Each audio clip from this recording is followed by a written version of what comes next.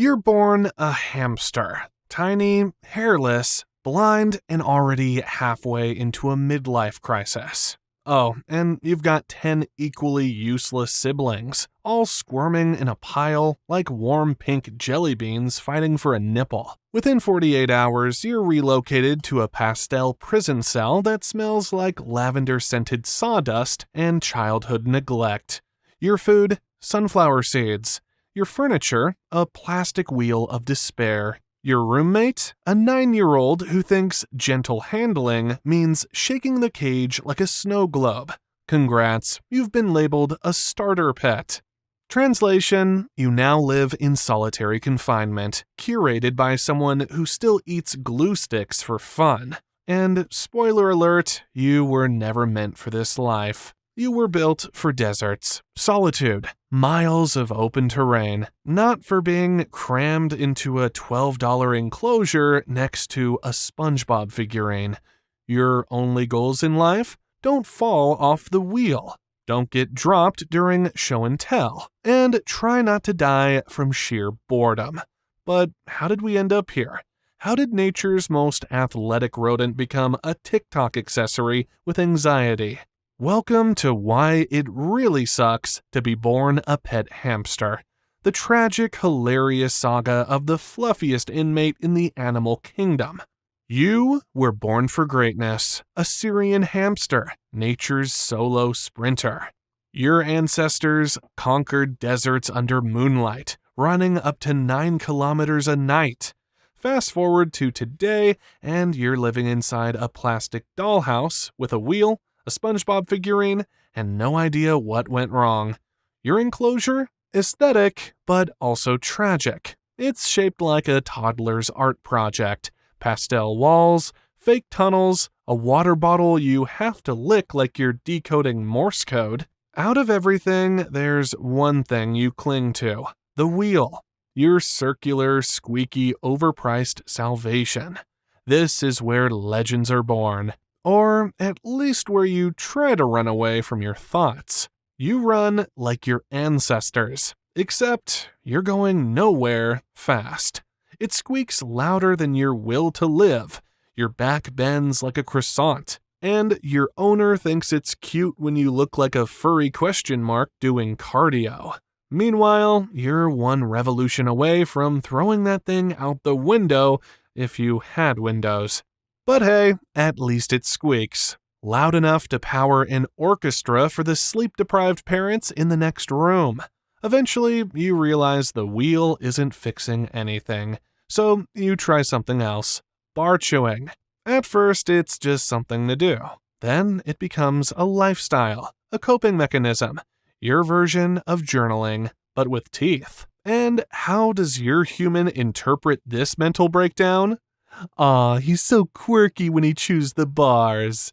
No, Jessica, he's not quirky. He's screaming into the void and hoping the void tastes like zinc. By now, you're burning calories like an Olympian, but what are you refueling with? In theory, your diet should be balanced. Seeds, greens, a little protein, maybe the occasional cricket if you're lucky.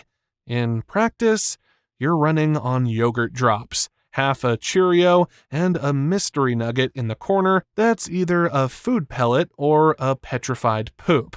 And don't even look at that treat stick hanging in your cage. It's 96% sugar, 3% birdseed, and 1% glue.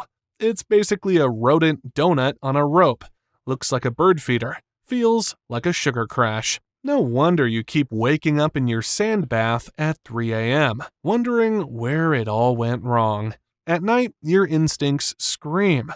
Let's explore. Let's dig. Let's find a cave and name it Gary. But nope, you dig 3 inches into your bedding and hit plastic. You turn left, more plastic. Right, plastic wall with paw prints. You were built for tunnels. Now your grand adventure is pushing shredded paper from one side of your cage to the other like a tiny construction worker on a sugar high. You even tried tunneling into the corner once. All you found was stale bedding, a mystery raisin, and the crushing realization that plastic walls don't lead to freedom. But hey, at least it's your personal pocket of crushed dreams. And just when you hit your rhythm, a giant hand appears, lifts the roof off your house, and drops in a baby carrot like it's the Hunger Games.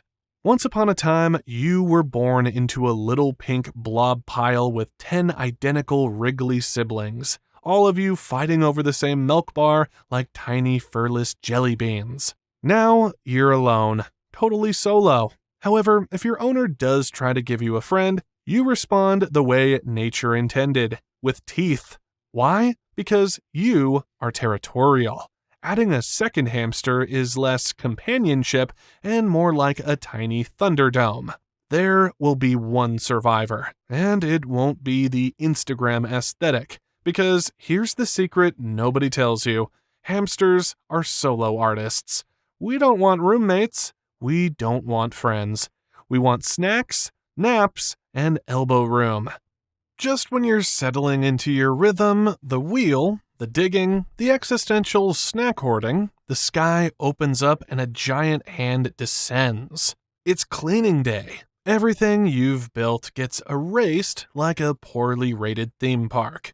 Your food stash, gone. Your tunnel, flattened.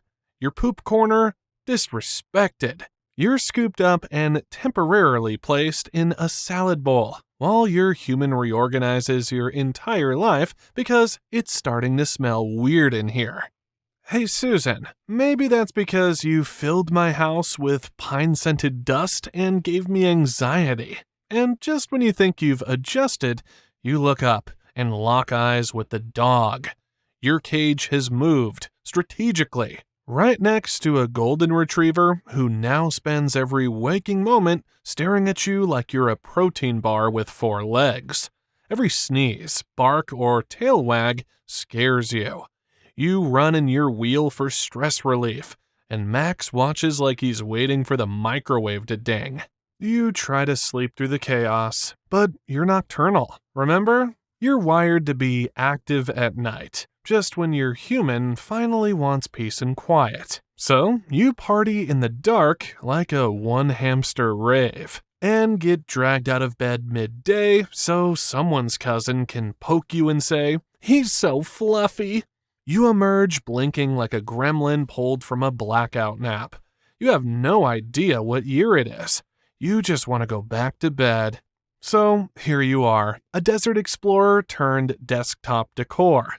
A misunderstood speedster in a plastic maze of pastel disappointment. And despite it all, you keep running, keep digging, keep surviving. Because deep down, you're still that ambitious little fur missile with dreams of glory, and maybe just one more yogurt drop. By now, you've survived a lot. The wheel, the cage cleanings, the existential snack hoarding, the TikTok fame you never asked for. But now comes the final boss, aging.